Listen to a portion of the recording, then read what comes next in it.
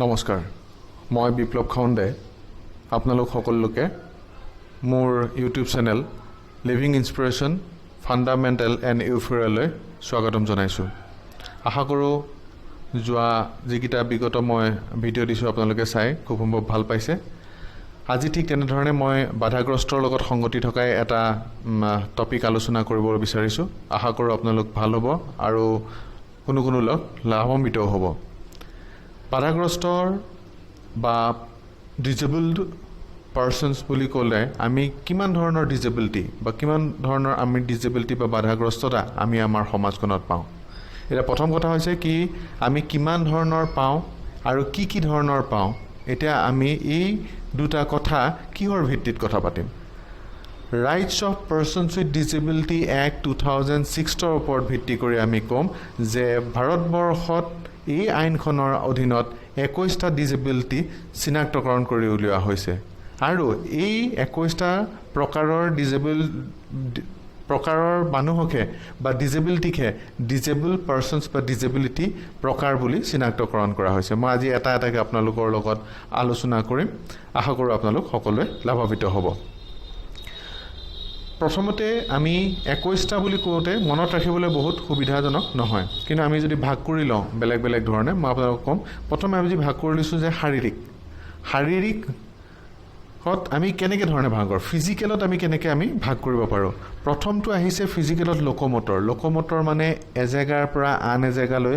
চলাচল কৰিবলৈ অসুবিধাৰ সন্মুখীন হয়, বাধাৰ সন্মুখীন হয়। কেতিয়াবা আমি কি কৰিব পাৰে এঠাইৰ পৰা আন ঠাইলৈ খোজকাঢ়ি যোৱা, কোনো এটা বস্তু ধৰা, দাঙি দিয়া, এই সকলো ধৰণৰ যদি এনেকুৱা লোকমটৰ বা চাল চলনৰ যদি বাধাগ্ৰস্ততাৰ সন্মুখীন হয় তেনেকুৱা বাধাগ্ৰস্ত ব্যক্তিক লোকমটৰ ডিজেবল পাৰ্চন বুলি কোৱা হয়। ইয়াৰ পিছতে আহিছে লেপ্ৰচি কিয়ৰ্ড। লেপ্ৰচি মানে হৈছে কুষ্ঠৰোগ ভাল হোৱাৰ পাছৰ অৱস্থা। কুষ্ঠৰোগ হৈ থকাৰ সময়ৰ কথা কোৱা হোৱা নাই ইয়াত। কুষ্ঠৰোগ হয় এটা বেমাৰ যিটো এটা বেক্টেৰিয়াৰ ফলত হয় আৰু এই বেক্টেৰিয়াই প্ৰধানকৈ ছাল আৰু আমাৰ ওপৰ তৰপত থকা যি স্নায়ু আছে এই স্নায়ুৰ ওপৰত ইহঁতে আঘাত হানে আৰু ফলস্বৰূপে এই বেমাৰ ভাল হৈ যোৱাৰ পাছত তেনে ছাল বা স্নায়ুৰ ফলত সেই জেগাবিলাকত য'ত বেমাৰটো হৈছিলে তাত কি হ'ব পাৰে, তাত সেন্সেশ্যন বা সংবেদনসমূহ নাইকিয়া হ'ব পাৰে। সেইকাৰণে কুষ্ঠৰোগ ভাল হৈ যোৱাৰ পাছতো বাধাগ্ৰস্ত এই মানুহখিনিক বাধাগ্ৰস্ত ব্যক্তি বুলি এটা লিষ্ট ডাউন কৰা হৈছে according to the RPWD Act 2016 because তেখেতসকলে বিভিন্ন ধৰণৰ দৈনন্দিন অসুবিধাৰ সন্মুখীন হয়। আৰু ইয়াৰ পাছতে আছে ডুৱাৰ্ফিজিম মানে হৈছে বাওনা। এতিয়া আমি কিমান চাপৰ মানুহক আমি ক'ম যে এইটো বাওনা কেটেগৰীত পৰিব বা ডুৱাৰ্ফিজিম কেটেগৰীত পৰিব। তেনেহ'লে আমি চাব লাগিব যে যিসকল 4 ফুট 10 ইঞ্চিৰ তলত আৰু যদি আমি চেণ্টিমিটাৰত কওঁ তেনেহ'লে 147.32 চেণ্টিমিটাৰ বা তাতোতকৈ তলৰ যদি কোনো ব্যক্তি থাকে সেই ব্যক্তিসকলক ডুৱাৰ্ফিজিম বা বাওনাৰ কেটেগৰীত ৰখা হৈছে, যিটো ডিজেবিলিটিৰ আণ্ডাৰত ৰখা হৈছে। ইয়াৰ পিছতে আহক শৰীৰৰ আন এটা চাল চলনৰ যিটো ফিজিকেল, সেইটো হৈছে চেৰিব্ৰেল পালচি। আমাৰ ব্ৰেইনত এটা চেৰিব্ৰেলাম আছে। চেৰিব্ৰেলামটোৰ কাম হৈছে অংগ সঞ্চালন আৰু ভাৰসাম্য ৰক্ষা কৰা। আমি পৃথিৱীৰ ওপৰত লম্বভাৱে 90 ডিগ্ৰী কোণ কৰি থিয় হ'ব পাৰোঁ, কিন্তু চেৰিব্ৰেলামটো কেতিয়াবা জন্মৰ সময়ত বা জন্মৰ আগত আঘাতপ্ৰাপ্ত হ'ব পাৰে আৰু তাৰ ফলত কি হ'ব পাৰে, চেৰিব্ৰেলামটো পেৰালাইচিছ হৈ যাব। আৰু যদি চেৰিব্ৰেলামটো পেৰালাইচিছ হৈ যাব তাৰ ফলত এজন মানুহৰ চাল চলন বা ভাৰসাম্য নতুবা দুয়োটাই হ'ব পাৰে। সেইকাৰণে চেৰিব্ৰেল পালচিক অসমীয়াত কোৱা হৈছে মগজুৰ পক্ষাঘাত। পেৰালাইচিছৰ পৰা পালচি শব্দটো আহিছে। ইয়াৰ পিছত আহক মাস্কুলাৰ ডিষ্ট্ৰফি এনে এটা বিসংগতি যাৰ ফলত কি হয় মাংসপেশীখিনি দুৰ্বল হৈ আহে আৰু মাংসপেশীবিলাক যেতিয়া দুৰ্বল হৈ আহে তাৰ ফলত কি হয় মাংসপেশীবিলাকৰ যিটো মাছ যিটো ঘনত্বটো কমি যাব। তাৰ ফলত এজন মানুহৰ বা এজন সৰু ল'ৰাৰ পৰা আমি 3 পৰা 6 বছৰৰ ভিতৰত ইয়াক নিৰূপণ কৰি ওলোৱা হয়। মাস্কুলাৰ ডিষ্ট্ৰফি হলে আমি কেনেকৈ জানিম প্ৰথমে যে এজন শিশু বা এজন ল'ৰা বা এজন ছোৱালীৰ কি হ'ব পাৰে তাৰ খোজটো লেহেমীয়া হ'ব প্ৰথমে ভৰি তলৰ পৰা আহে মাস্কুলাৰ ডিষ্ট্ৰফি সদায় তলৰ পৰা ওপৰলৈ হৈ আহে প্ৰথমে প্ৰব্লেম হ'ব তাৰ চলা ফুৰা কৰাত তাৰ পিছতে লাহে লাহে দেখিব কোনবা জায়গাত যদি বহিছে তাৰ পৰা উঠোতে তাৰ দেৰি হ'ব কেতিয়াবা যে শুই আছে শুৰ পৰা উঠিবলৈ দেৰি হ'ব হিকাটি হতে দেৰি হ'ব পাৰে তেনেহলে আমি গম পাব আৰু যদি কেতিয়াবা খোজকাঢ়ি গৈ আছে পৰি যায় তেতিয়া আমি ভাবো যে মাস্কুলাৰ ডিষ্ট্ৰফি হ'ব পাৰে নেকি তো মাস্কুলাৰ ডিষ্ট্ৰফিও এক ধৰণৰ এক কেটেগৰী ডিসেবিলিটি হিচাপে 2016 RPWD এক্টে চিনাক্তকৰণ কৰি উলিয়াই থৈছে ইয়াৰ পিছতে আহক এসিড অ্যাটাক ভিকটিম মই যেহেতু এই গোটেই ভিডিওটো মই অসমীয়াত কৈছোঁ কাৰণ অসমীয়াত এনেকুৱা ভিডিওবিলাক পাবলৈ বৰ দিগদাৰ এতিয়া এসিড অ্যাটাক ভিকটিম বা এসিডৰে যেতিয়া অ্যাটাক কৰা যায় আমাৰ অসমীয়া সমাজত এই বস্তুটো এতিয়ালৈকে হোৱা নাই আৰু আশা কৰোঁ ভগৱানৰ ওচৰত সদায় প্ৰাৰ্থনা কৰোঁ যাতে এনে ধৰণৰ ঘটনা অসমীয়া সমাজখনত নহওক কিন্তু ভাৰতবৰ্ষৰ বিভিন্ন জায়গাত দেখা গৈছে আচলতে দক্ষিণ এছিয়াৰ দেশ যেনে ভাৰতবৰ্ষ বাংলাদেশ পাকিস্তান ইত্যাদিকে ধৰি এই দেশসমূহত কি হয় এসিড অ্যাটাক ভিকটিম দেখা যায় আৰু প্ৰায়বোৰ ভিকটিমে ম্যাক্সিমাম দেখা যায় যে ছোৱালী হয় আৰু সিহঁতক দেখিবলৈ কুণ্ঠজ কৰি পেলাবৰ কাৰণে প্ৰেমজনিতকৰণ বা আন ঘৰুৱা কিবা কাৰণত কিবা সংঘাতৰ ফলত কি কৰা হয় যে এসিড মাৰি দিয়ে হয়তো কেতিয়াবা মুখত পৰে কেতিয়াবা হাতত পৰিব পাৰে কি হয় তাৰ ফলত ফিজিক্যালি প্ৰবলেম আহি পৰে ফিজিক্যাল ডিসেবিলিটি আহি পৰে সেই কাৰণে এসিড অ্যাটাক ভিকটিমকো ডিসেবিলিটি কেটেগৰী 2016 ত ৰাখি থৈছে আন্ডাৰ RPWD এক্ট এতিয়া আপোনালোকে দেখিলেনে ফিজিক্যালত আপোনালোকে 6 প্ৰকাৰৰ পালে লোকোমোটৰ leprosy cured, dwarfism, cerebral palsy, muscular dystrophy and acid attack victim. এতিয়া আহক আমি চকুলে যাম চকুত আমি দুই ধৰণৰ পাম প্ৰথমটো হৈছে ব্লাইণ্ডনেছ অন্ধতাৰ আমি দেখিম যে টোটেল এবসেন্স অফ সাইট একো দেখা নাপায় অন্ধ বুলি ক'লে তাৰ পিছতে আমি পাম যে লো ভিজন সূক্ষ্ম দৃষ্টি লো ভিজন কাক কম যাৰ চকুৰ মনিটো প্ৰায় 10 পৰা 40 ডিগ্ৰী মানহে ঘূৰে কিন্তু আমাৰ চকুৰ মনিটো যেটো চকুৰ মনি আছে আমি চকুৰ মনিটো প্ৰায় 175 ডিগ্ৰী ওপৰত ঘূৰাব পাৰোঁ কোনোকেতো 179 ডিগ্ৰী আমি ইফালৰ পৰা সিফাল কিন্তু সিহঁতে নোৱাৰে চকুটো প্ৰায় ফিক্স হৈ থাকে মনিটো হেনুকা মানুহক আমি কি কম লো ভিজন বুলি কোৱা হ'ব আৰু লো ভিজন মানুহক চিনাক্তকৰণ কৰিবৰ কাৰণে কি কৰা হোৱা যায় যে আমি চকুৰ ডক্টৰৰ ওচৰত গ'লে কেতিয়াবা আমি সেই ডক্টৰৰ ওচৰত দেখো যে আমাক দূৰত থকা এখন ABCD লিষ্ট এখন বা এনেকে এপ যে মিলাই পেলাই ডাঙৰৰ পৰা সৰুলৈ কৰি পেলাই পঢ়িবলৈ দিয়ে কাৰণ স্নেইলাণ্ড চাৰ্ট বুলি কোৱা হয় এই স্নেইলাণ্ড চাৰ্টত যাৰ visual acuity not exceeding 6/18 or less than 20/60 up to 3/60 or 10/200 Snellen বুলি কোৱা হৈছে এটো মই বিশেষ এতিয়া নকওঁ যেতিয়া আমি বেলেগে টপিকৰ ওপৰত আলোচনা কৰিম তেতিয়া মই ডিটেইলছত এই বিষয়ত আলোচনা কৰিম আপোনালোকৰ লগত এটা কথা হৈছে যে গনি শিশুৱে বা কোনো লোকৰ চকুৰ পৰা অহৰহ পানী ওলাই আছে চকুৰ মনিটো 10 পৰা 40 ডিগ্ৰী পৰ্যন্তহে ঘূৰাব পাৰে চকুৰ কেটাৰেক হৈছে গ্লুকোমা হৈছে তাৰ ফলত হ'ব পাৰে বিভিন্ন কাৰণত হ'ব পাৰে সেই কাৰণে লো ভিজনকো এটা ডিসেবিলিটি হিচাপত ধৰা হৈছে আৰু এতিয়া ডিসেবল বুলি ক'ব বেমাৰ হৈছে চিকিৎসা হৈছে চশমাও দিছে যদি লগা হৈছে তাৰ পিছতো যদি অসুবিধা আছে তেনেহলে তাক কোৱা হৈছে লো ভিজন বা সূক্ষ্ম দৃষ্টি এই দুটা হল আপোনালোকে চকুৰ পালে অন্ধতা আৰু সূক্ষ্ম দৃষ্টি ব্লাইণ্ডনেছ এণ্ড লো ভিজন ইয়াৰ পিছত আহক আপোনালোক কাণলৈ কাণতো তেনে ধৰণে দুটা ধৰি থোৱা হৈছে হিয়াৰিং ইম্পেয়াৰমেন্ট এটা ডিসেবিলিটি তাৰ আন্ডাৰ দুটা ভাগ আপুনি পাব এটা পাব আপোনালোকে হাৰ্ড অফ হিয়াৰিং মানে 60 পৰা 70 ডিবি প্ৰাবল্যৰ ডিবিটো হৈছে ডেসিবেল প্ৰাবল্য শব্দৰ প্ৰাবল্যৰ একক ডেসিবেল 60 পৰা 70 ডিবিৰ ভিতৰত যদি কথা পাতো আমি যেনেকে আমি কথা পাতো ইজনে সিজনে যদি স্পিচৰ ফ্ৰিকুৱেন্সি যদি শুনা নাপায় তেনেহলে ক'ব ইয়াক হাৰ্ড অফ হিয়াৰিং আৰু তাৰ পিছতে আছে ডেফ মানে হৈছে বধিৰ একেবাৰে শব্দ শুনা নাপায় বুলিয়ে কিছুমানে ভাবে কিন্তু শব্দ শুনা পোৱাৰ ক্ষমতা 70 ডিবিতকৈ বেছি হ'ব লাগিব শব্দ আমি আন ধৰণে যদি ভাগ কৰিবলৈ যাওঁ তেনেহলে যদি সিভিয়াৰ আৰু প্ৰফাউণ্ড কেটেগৰীৰ যদি আমি হিয়াৰিং ইম্পেয়াৰমেন্ট পাওঁ তেনেহলে সেই মানুহখিনি ডেফ বুলি চিনাক্তকৰণ কৰা হ'ব এই আইনখনৰ অধীনত ইয়াৰ লগতে বিভিন্ন যেনে ৱৰ্ল্ড হেল্থ অৰ্গেনাইজেশ্যন তাৰ পিছতে বিভিন্ন দেশৰ বিভিন্ন নিজৰ নিজৰ টুলছ আছে বা নিজৰ নিজৰ যি এটা লিষ্ট আছে যিহৰ আণ্ডাৰত এইটো ধৰা যায় কিন্তু এটা যদি আমি সাধাৰণভাৱে এটা যে সাধাৰণকৈ আমি লেমেন হিচাপে যদি চিন্তা কৰি চাওঁ তেনেহ'লে দেখা যাব যে যিবিলাক লোকে 40 ডিবিতকৈ তলত শব্দ শুনা 40 ডিবিতকৈ ওপৰৰ দিলেহে শব্দ শুনা পাব তেনেহ'লে তেনে মানুহকে কি বুলি কোৱা হ'ব হিয়াৰিং ইম্পেয়াৰ্ড বা শ্ৰৱণ বাধাগ্ৰস্ত মানুহ বুলি কোৱা হ'ব ইয়াৰ পিছতে আহক আমি এতিয়া যাওঁ স্পীচ এণ্ড লেংগুৱেজ শাৰীৰিক চকু কাণ এবাৰ যাম আমি স্পীচ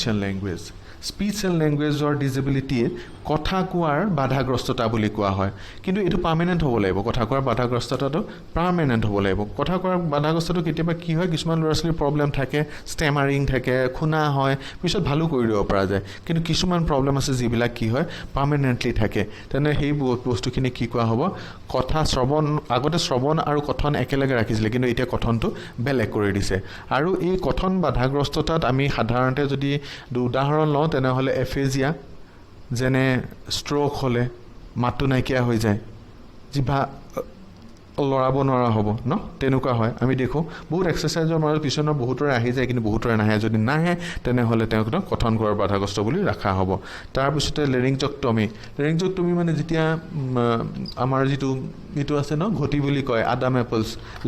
লেৰিংছত যদি কেতিয়াবা কেঞ্চাৰ ৰোগ হয় তেতিয়া কি হ'ব পাৰে বা আন কাৰণত কেতিয়াবা এইটো আঁতৰাই দিব লগা হয় আৰু তাৰ ফলত সেই অপাৰেশ্যনটোৰ পাছত কি হয় স্পীচৰ যথেষ্ট অসুবিধা হৈ যায় তাত এটা আছে টেকনিক লগাই কোৱা কিন্তু এতিয়া মই বিশেষ হেতুতে ক'বলৈ নাযাওঁ কিন্তু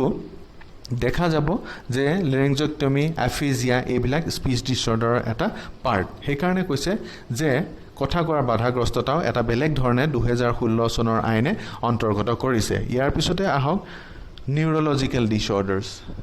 স্নায়ু ক্ৰনিক নিউৰলজিকেল ডিছঅৰ্ডাৰ ক্ৰনিক মানে সঘনাই ভাল হৈ যোৱা নাই ক্ৰনিক এটা হৈছে আকৌ হৈছে ভাল হৈছে অকণ আকৌ হৈছে হৈয়ে আছে অলপ দিন ক্ৰনিক থাকেই এটা মানে এটা ক্ৰনিক নিউৰলজিকেল ডিছঅৰ্ডাৰ বা বাধাগ্ৰস্ততাত আমি ডিষ্টনিয়া নিউৰোমাস্কুলাৰ ডিজিজ এপিলেপসি ষ্ট্ৰোক ইত্যাদিক আমি অন্তৰ্ভুক্ত কৰা হৈছে যদি কাৰোবাৰ ক্ৰনিক নিউৰলজিকেল ডিছঅৰ্ডাৰ আছে বা প্ৰব্লেম আছে তেনেহ'লে তেনে ব্যক্তিক কি ক'ব হ'ব 2016 চনৰ RPWD আইন অনুসৰি বাধাগ্ৰস্ততাৰ ভিতৰত অন্তৰ্ভুক্ত কৰা হ'ব বা হৈছে ইয়াৰ পিছতে আহক মাল্টিপল স্ক্লেৰ'চিছো এটা স্নায়ুৰ লগত জড়িত হোৱা বেমাৰ যাৰ ফলত শেষৰ ফালে কি হৈ যায় ডিজেবিলিটি থাকি যায় মাল্টিপল স্ক্লেৰ'চিছত চেণ্ট্ৰেল নাৰ্ভাছ ছিষ্টেম আমাৰ যিটো CNS আছে চেণ্ট্ৰেল নাৰ্ভাছ ছিষ্টেমৰ কি হ'ব আপোনাৰ মগজু আৰু ৰাজহাড়ত স্নায়ুসমূহৰ যিটো মাইলিন চিট বুলি এটা কভাৰ হৈ থাকে কাভাৰটো ধ্বংস হৈ যায় আৰু কাভাৰটো ধ্বংস হোৱাৰ পিছত যিটো মেছেজটো যিভাৱে যাব লাগে সেই মেছেজটো নাযায় ভালদৰে কিন্তু মাজতে পাছ হৈ যায় যদি এতিয়া চাওক যদি এডাল এই ৱেৰডাল মই হাততে ধৰি আছোঁ এই ৱেৰডাল এতিয়া ঠিকে আছে মেছেজটো ইয়াৰ পৰা য'লৈ আহিব লাগে আহি আছে কিন্তু এইখিনিত যদি মই এৰুৱাই দিওঁ আৰু ইয়াত যদি কিবা লগাই দিওঁ আন বস্তু কি হ'ব মেছেজটো ইয়াত মেছেজটো নাযাব কিন্তু যদি ইলেক্ট্ৰিচিটিৰ কথা পাব আচলতে ইলেক্ট্ৰিচিটিৰ নিচিনাহে স্নায়ুবিলাকৰ কামত ইলেক্ট্ৰিচিটিৰ নিচিনা হয় ইলেক্ট্ৰিচিটি ৱায়াৰিং আছে আমাৰ দেহত এটা সাংঘাতিক ইলেক্ট্ৰিচিটি ৱায়াৰিং আছে সেই তাত কি প্ৰব্লেম হয় আৰু তাৰ ফলত কি হয় মগজু আৰু শৰীৰৰ মাজত যিটো সমন্বয় থাকিব লাগে সমন্বয়টো নাথাকা হৈ যায় সেইকাৰণে কি হয় মাস্কুলাৰ ডিষ্ট্ৰফিক কোৱা হৈছে এক ধৰণৰ বাধাগ্ৰস্ততা ইয়াৰ ফলত কি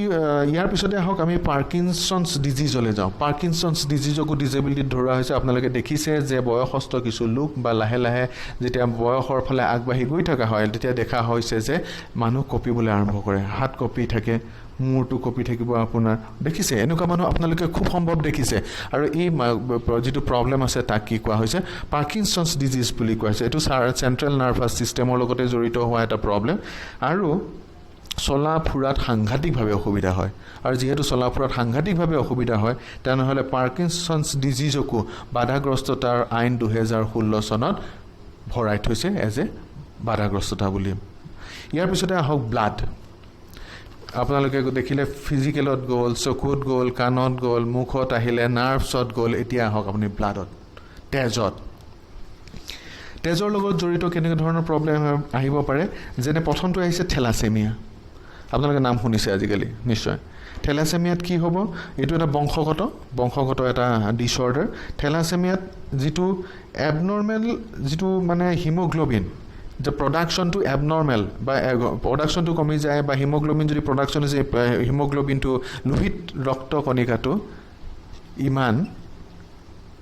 ঠিক ধৰণে নহয় যি ধৰণে হ'ব লাগে আৰু ফলস্বৰূপে কি হয় এই যদি থেলাছেমিয়া হয় ভাগৰুৱা অনুভৱ কৰিব ছাল খেটা পৰি যাব গাহৰ ৰঙৰ পেচাব হ'ব আৰু এইবিলাক যদি হৈ থাকে মানুহজন কি হৈ যায় দিনে দিনে দুৰ্বল হৈ যায় আৰু কেতিয়াবা মূৰচুৰ ঘূৰাই পৰিও যায় সেইকাৰণে কি হৈছে এইটো অতি জৰুৰী যে সেই ব্যক্তিজনক সঘনাই টেষ্ট দি থাকিব লাগিব যেতিয়া প্ৰয়োজন হয় সেইকাৰণে থেলাছেমিয়াক 2016 চনৰ আইন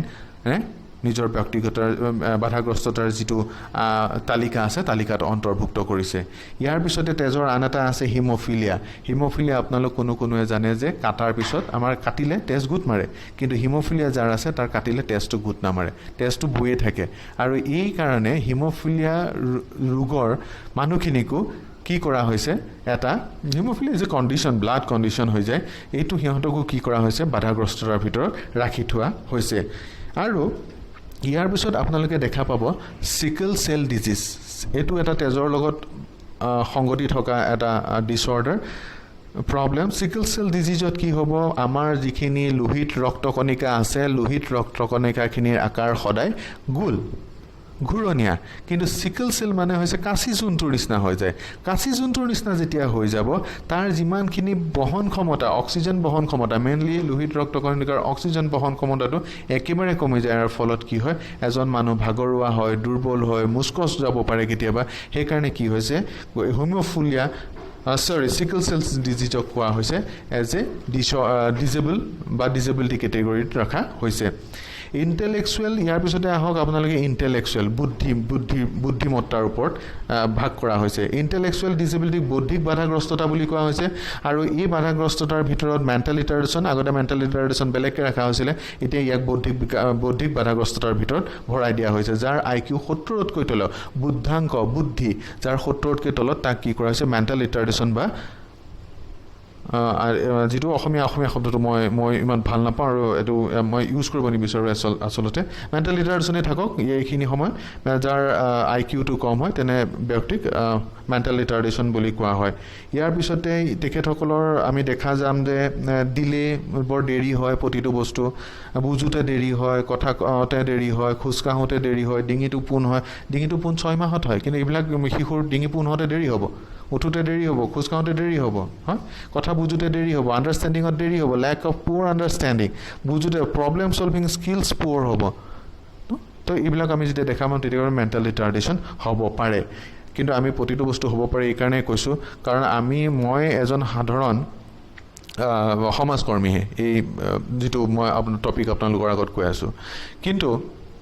আমাৰ মাজত ইয়াতে ডক্টৰ আছে মেডিকেল বোৰ্ড বহে মই পিছত কেতিয়াবা আলোচনা কৰিম যে কেনেকৈ সাৰ্টিফিকেশন হ'ব এই ডিসেবিলিটিছখিনি ইয়াৰ পিছতে আহক সেই যেটো আপোনালোকে বৌদ্ধিক বাধাগ্ৰস্ততা পালে বৌদ্ধিক বাধাগ্ৰস্ততাৰ মাজতে ডেভেলপমেন্ট ডিলে তাৰ পিছতে ফ্ৰেজাইল এক্স সিনড্ৰোম দেন আপোনাৰ Prader Willi syndrome fetal alcohol spectrum disorder এনে ধৰণৰ বিভিন্ন ভাগত ভাগ কৰি থোৱা হৈছে ইয়াৰ পাছত আহক আপোনালোক স্পেসিফিক লাৰ্নিং ডিসেবিলিটিজ সাধাৰণতে আমাৰ প্ৰায় বিলাক ঘৰতে এই প্ৰবলেমটো কোবাত নহয় কোবাত থাকে স্পেসিফিক লাৰ্নিং ডিসেবিলিটিজক আমি এই গাধল ল'ৰা-ছোৱালী মূৰ্খ ল'ৰা-ছোৱালী লেহেমীয়া ল'ৰা-ছোৱালী মন নিদিয়ে বদমাছ বহুত গালি দিও তাৰে জমিন ফৰ সিনেমাখন চাগে আপোনালোকৰ মনত আছে তাৰ শিশুটোৰ নিচিনা অৱস্থা যদি স্পেসিফিক লাৰ্নিং ডিসেবিলিটি হয় তেনেহলে তিনি ধৰণৰ হ'ব পাৰে প্ৰথমটো হৈছে আপোনাৰ সিহঁতৰ পঠন পঢ়াত অসুবিধা হ'ব দ্বিতীয়টো আছে লিখন আৰু এটা হৈছে গণনা কৰা পঠন লিখন আৰু গণনা কৰা এতিয়া যদি কোনো ল'ৰা-ছোৱালীৰ স্পেসিফিক লাৰ্নিং ডিসেবিলিটিজ হৈছে তেনেহলে তাৰ মেইন প্ৰবলেমটো হৈছে ব্ৰেইনৰ পৰা যেটো আহিব লাগে হেতুটো হৈছে এটা হৈছে প্ৰসেসিং আৰু আনটো হৈছে সিকুৱেন্সিং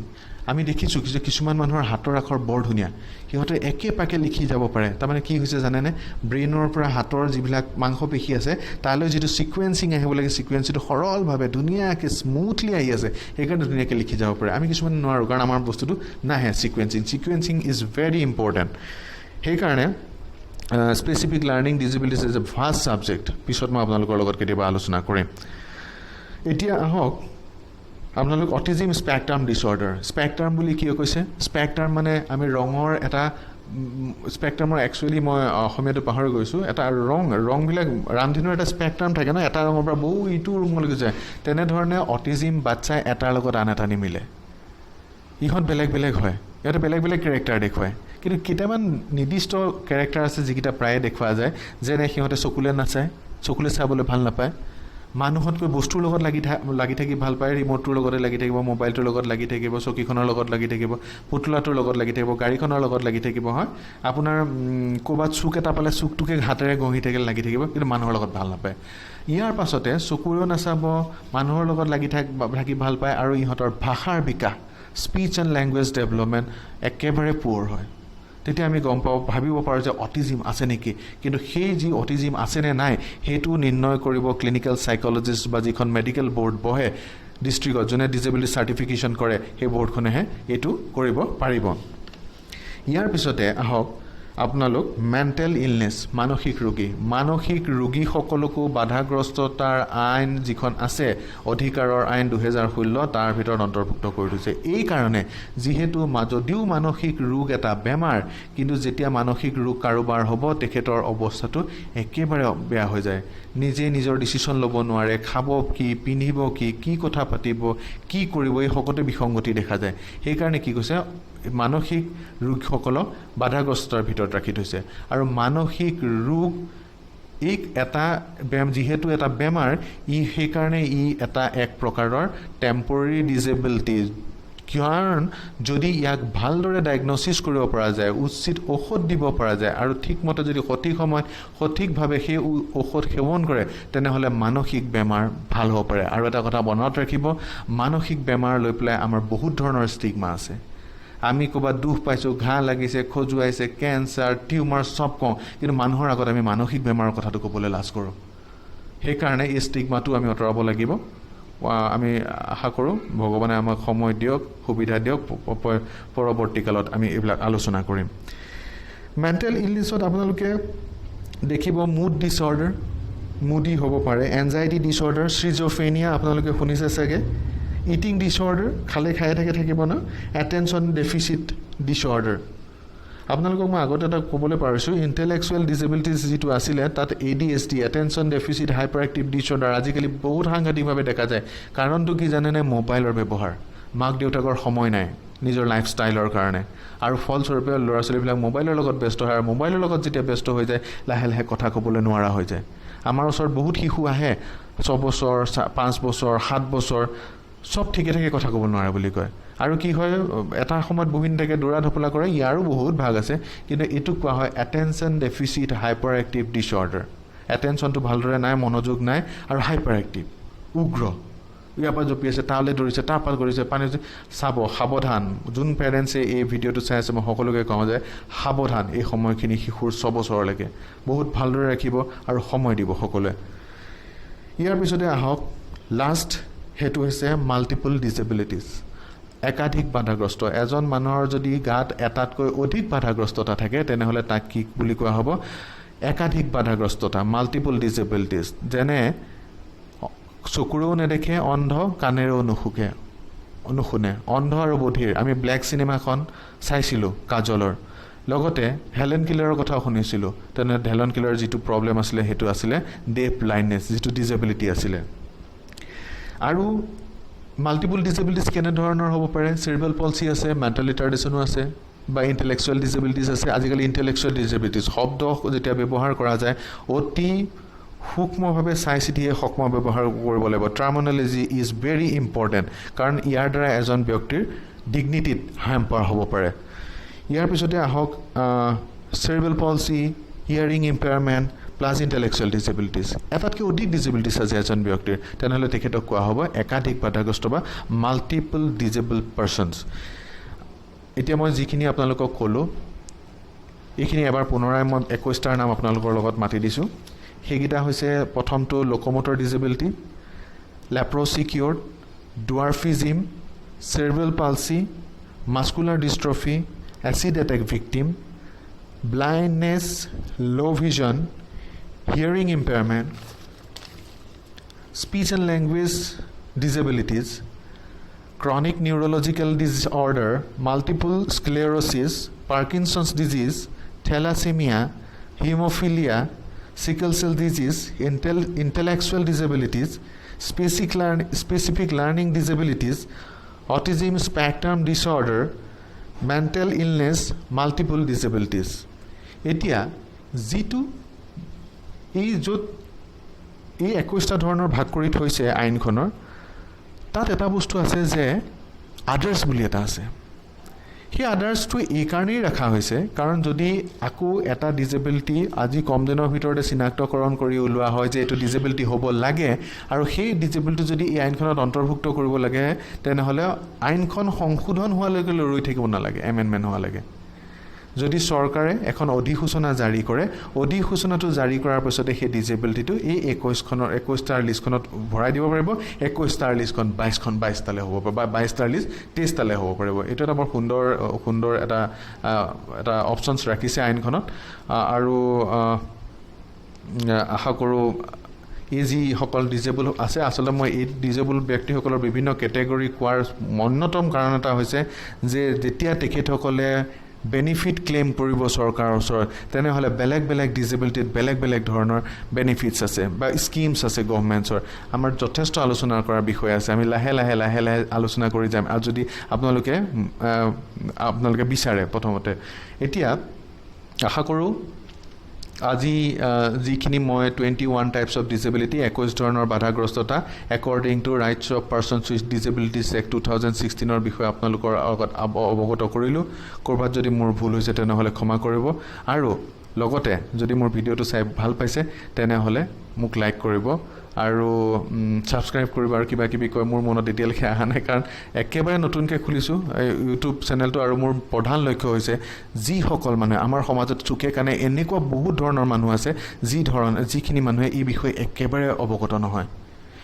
সেই কাৰণে আশা কৰোঁ এই আপোনালোকে কোনবাই যদি পাইছে শেয়াৰ কৰিব যাতে যিসকল ব্যক্তি আছে যিসকল মাক দেউতাক আছে যিসকল পৰিয়াল আছে যিসকল ডিজেবল মানুহ আছে তেওঁলোক যাতে লাভান্বিত হয় আশা কৰোঁ অনাগত ভৱিষ্যতৰ অনাগত ভিডিঅ'ৰে আপোনালোকে মোক আদৰি ল'ব আজিলৈ ইমানতে বিদায় থ্যাংক ইউ